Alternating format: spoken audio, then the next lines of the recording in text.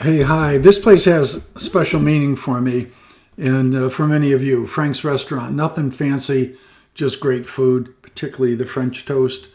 This is a place from in 1969 when it first became Frank's on 334 Maynard Street.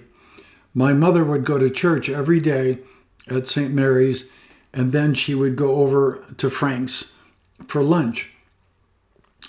And it is a special place. Of course, it brings back memories, but it holds a very special place in the hearts and bellies of many of the folks in Ann Arbor, particularly those who work downtown. So let me give you some background on Frank's. Again, it became Frank's in 1969. It's located 334 Maynard Street, right across from the Nichols Arcade, right next to the parking structure. Right in that area was St. Mary's.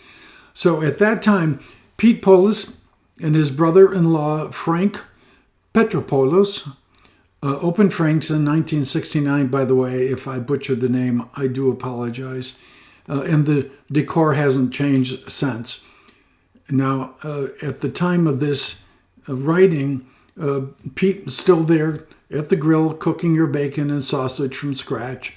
The regulars have been there for years, well worth the wait. The wait staff is exceptional, and I can attest to that. When I was doing the photography for the book and for the video series, I went in and I had a chance to sit and chat with Sharon, who could not have been nicer, and gave me some more background information on Frank's Restaurant. So for those of us who grew up eating in greasy spoons, diners, cafes, whatever they were called in your part of the world, the place is just like you remember it, even if you've never been there, which I like that. That's from the Ann Arbor News, June 12th, 2008. The place is just like you remembered it, even if you were never there. It does have that feel of Americana diners, small restaurants going back into the 50s and before that even. There's the long brown counter that faces the grill where your meal is cooked.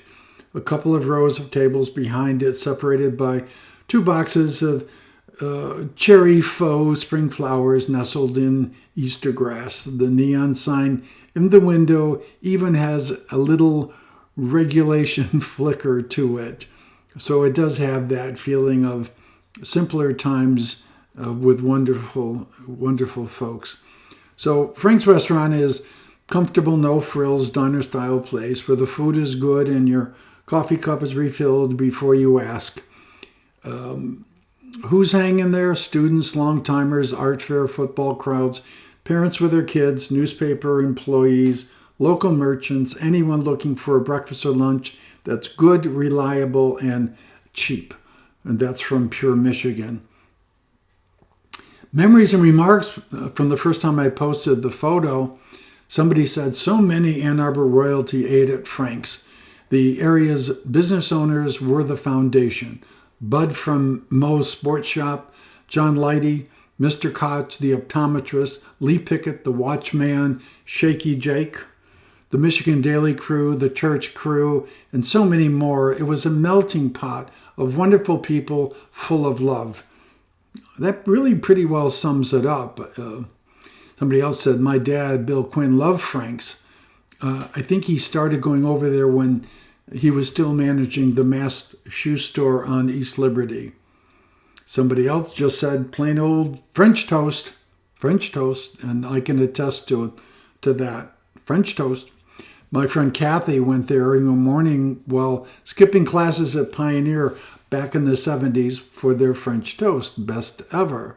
Somebody else said, it's a family tradition in our house to go there when the kids and grandkids come home. Actually, just even talking about it, again, makes me want to go there. So maybe later this week, I'll head on down to Frank's. 1969, when Frank's opened in this building, what was going on? Well, 1969, in July of that year, Neil Armstrong walks on the moon. Of course, at the age of 76, I remember that very well. More than 350,000 music revelers attended a small rock concert that became known as Woodstock. The Beatles record Abbey Road, their final album together. It's amazing when you think how really short their period of time was making music and how long it continues to last and will last. Also, Golda Meir of Milwaukee, Wisconsin, becomes the Prime Minister of Israel. A lot of people, of course, know Golda Meir, but they forget that she was born in the U.S., in Milwaukee. So that's our look at Frank's. Please, I encourage you, if you've been there before, go back again. And if you see an old guy with white hair, white beard, sitting in a booth enjoying French toast, well, please come on over and say hello. All right, once again, I remind you, if you would like to be notified when new postings of Iconic Ann Arbor go up, just click the subscribe button below. All right, thank you very much. Bye-bye.